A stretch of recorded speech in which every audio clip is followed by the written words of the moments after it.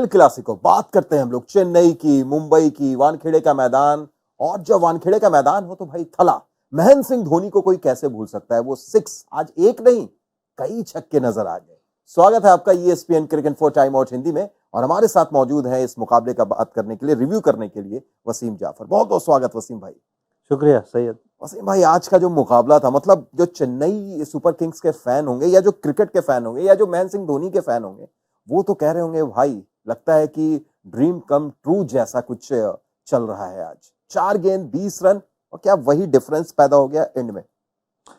बिल्कुल ऐसा half time में ऐसा लगा कि शायद चेन्नई 20 रन शॉर्ट है, मैं अगर कहूँगा, क्योंकि वो जिस तरह से शिवम दुबे और ऋतुराज गायकवाड़ ने जो प्लेटफॉर्म दिया था, वो कहीं ना कहीं थोड़ा सा डैरल मिचेल के आने के बाद ऐसा लगा कि वो थोड़ा सा धीमे हो गए। लेकिन धोनी ने आके वो कसर पूरी की, वो 200 का आंकड़ा पार कराया। बट फिर भी ऐसा लगा कि जिस तरह से मुंबई बैटिंग कर रही है शायद 20 रन कम होंगे, लेकिन जिस तरह से चेन्नई ने बॉलिंग की है, कमाल की बॉलिंग की है। पथिराना की हम बात करें, पथिराना ने कमाल की बॉलिंग की है। उनका जो कमबैक हुआ, और उसके अलावा शार्दुल और तुषार देशपांडे ने जिस तरह कंट्रीब्यूट किया, वो इम्पोर्टेंट ओवर्स जो बीच में डाले, मुझे लगा कि एल क्लासिको बिल्कुल एल क्लासिको की तरह ही हुआ है। बिल्कुल बिल्कुल, पथिराना की हम बात करेंगे वसीम भाई, लेकिन उससे पहले महेंद्र सिंह धोनी की बात इसलिए भी मैं आपसे करना चाहूंगा कि ये बंदा साल में 2 महीने पहले आता है क्रिकेट खेलने के लिए, नेट्स में आते हैं। और अगर आप देखें IPL के ठीक पहले 2 महीने पहले वो नजर आते हैं नेट्स करते हुए, उसके बाद सीधे IPL खेलते हैं। जिस अंदाज में उन्होंने शॉट्स खेला, वो 2 महीने वाली प्रैक्टिस, नेट प्रैक्टिस, ऐसा लग रहा था वो वही चीज मैदान पर आकर कर रहे हैं, वही छक्के। और सिर्फ इस मैच में नहीं, आप 16 गेंद 37 रन याद कीजिए, इस मैच में भी कुछ वैसा ही दिखा। तो ये 2 महीने की प्रैक्टिस आके सीधे मैदान में इस तरीके से खेल देना, ये सिर्फ थला कर सकते हैं। जी हाँ, कमाल है। आई मीन मुझे लगता है कि वो खुद को भी शायद सरप्राइज कर रहे होंगे। हम सबको तो सरप्राइज कर ही रहे हैं, क्योंकि आप इंटरनेशनल क्रिकेट तो दूर की बात है, आप क्रिकेट ही नहीं खेल रहे हो, आप IPL टू IPL खेल रहे हो। और डेथ में आके बैटिंग करना मेरे हिसाब से सबसे मुश्किल काम है, क्योंकि वो बॉल भी थोड़ी सी सॉफ्ट हो जाती है, और वो पावर जनरेट करना आखिरी ओवर में, ये मामूली काम नहीं है। अच्छे अच्छे बल्लेबाज, अगर हम डैरिल मिचेल की बात करें तो उनके लिए मुश्किल पैदा हो रही थी, लेकिन धोनी ने आके जिस तरह से बल्लेबाजी की, तो आई मीन अमेजिंग है कि इस तरह से आके पावर हिटिंग करना बिना किसी क्रिकेट खेलते हुए, सिर्फ थोड़ी बहुत प्रैक्टिस के सहारे। मुझे लगता है कि MS धोनी को हैट्स ऑफ है। बिल्कुल MS धोनी को हैट्स ऑफ, लेकिन एक सवाल उठ रहे हैं हार्दिक पांड्या के ऊपर में भी। वसीम भाई, खासतौर से अगर सुनील गावस्कर साहब की बात करें तो उन्होंने भी बिल्कुल कड़े लहजे में बोला है कि ये जो आखिरी ओवर डाला गया है, हार्दिक पांड्या ने जो 20वां ओवर डाला है, वो तो मैंने अपनी जिंदगी में इस तरीके की गेंदबाजी नहीं देखी कि आप फुल टॉस दे रहे हैं। आपको पता है कि महेंद्र सिंह धोनी की ताकत लेंथ बॉल है, आप उनको लेंथ पर दे रहे हैं। तो क्या आप भी मानते हैं कि शायद वो आखिरी ओवर करना वो थोड़ा सा भारी पड़ गया उनको? जी हाँ, आई मीन इससे पहले हमने देखा कि हार्दिक पांड्या बॉलिंग ही नहीं कर रहे थे। एक आधा ओवर बॉलिंग कर रहे, फिर कुछ मैचेस ऐसे किए जिसमें बॉलिंग ही नहीं की। और आज बिल्कुल उल्टा किया। आज 3 ओवर बॉलिंग की और डेथ में भी खुद बॉलिंग करने के लिए आए। उसके अलावा आकाश मधवाल का एक ओवर बचा हुआ था। रोमारी शोपेट की तरफ तो शायद आप नहीं जाते, क्योंकि जिस तरह से उन्होंने गेंदबाजी की, तो मुझे ऐसा लगा कि शायद मधवाल बॉलिंग करेंगे, क्योंकि वो यॉर्कर्स अच्छी डालते हैं, थोड़ा डेथ में कंपैरेटिवली थोड़ा बेटर बॉलिंग करते हैं। बट मुझे भी सरप्राइज़ किया कि 20वां ओवर वो डालने आए और पहले ही गेंद पे विकेट मिला उनको। उसके बाद धोनी ने आकर, जो धोनी को उन्होंने गेंद डाली, मुझे लगा कि बहुत साधारण सी डिलीवरीज थी, जो 2 लेंथ बॉल थी, एक फुल टॉस डाल दिया, पेस ऑफ नहीं किया। तो जिस तरह की गेंद डाली, बिल्कुल मैं थोड़ा सा खुद सरप्राइज हूँ, क्योंकि धोनी की स्ट्रेंथ आप जानते हो कि वो लेंथ बॉल तो आप रात के 3 बजे अगर उठा के उनको बोलोगे तब भी वो छक्का ही मारेंगे, और फिर वो फुल टॉस दे दिया। तो कहीं ना कहीं वो 20 रन, मुझे लगा कि वही हार और जीत के बीच में डिफरेंस रहा। तो बतौर कप्तान उनकी जो अभी कुछ चीजें ऐसी लग रही हैं कि शायद और दुरुस्त हो सकती हैं जैसे जैसे ये लीग आगे बढ़े। लेकिन एक चीज जो देखा हमने, जिस खिलाड़ी की बात आपने शुरू में की, पथिराना, क्या जबरदस्त गेंदबाजी वसीम भाई। 4 विकेट 28 रन देकर उनका IPL का बेस्ट परफॉर्मेंस। पर क्या उसके साथ साथ उनका जैसे इस्तेमाल किया गया वो भी शानदार था। पहला ओवर डाला उन्होंने, 2 विकेट लिया, फिर उनको ब्रेक दिया गया, फिर 1 ओवर के लिए बाद में लाया गया और 2 ओवर डेथ ओवर्स के लिए रखा गया। एकदम सही तरीके से इस्तेमाल। जी, आई मीन जिस तरह से मुंबई इंडियंस बुमराह का इस्तेमाल करती है, कहीं ना कहीं सीएसके उनका इस्तेमाल करती है, लेकिन ये है कि पथिराना थोड़ा पावर प्ले में बॉलिंग नहीं करते।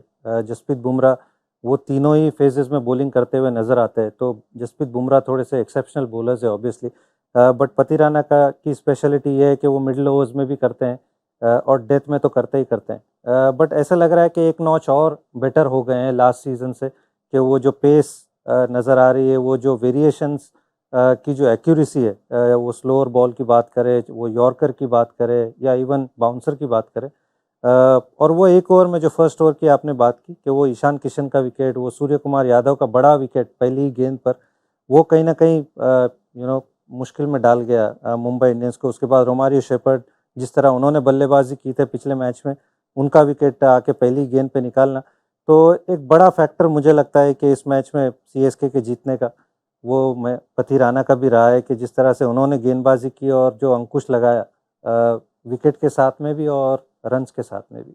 बिल्कुल। और इससे पहले अगर बल्लेबाजी की तरफ हम चले वहां पे, तो रोहित शर्मा, लगा कि रोहित शर्मा सिर्फ और सिर्फ अकेले पड़ गया। एक के बड़ी पारी शतक लगाया 2012 के बाद वसीम भाई, ये पहला आईपीएल शतक रोहित शर्मा का, लेकिन लूजिंग काउज में। और वो थोड़ा सा जब तिलक वर्मा आउट हुए थे, तो शायद उस साझेदारी के बाद में उन पर दबाव भी बढ़ गया कि अब कौन है मेरे साथ।